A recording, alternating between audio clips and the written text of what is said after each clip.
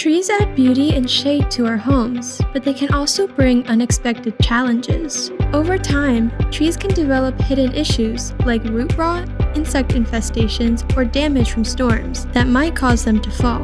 So, what happens if your tree falls onto your neighbor's property? Who's responsible for the damage?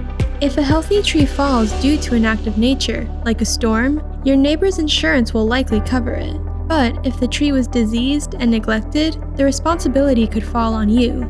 Preventive maintenance is key. Regular inspections and proper care can help keep your trees healthy and reduce the risk of them causing damage.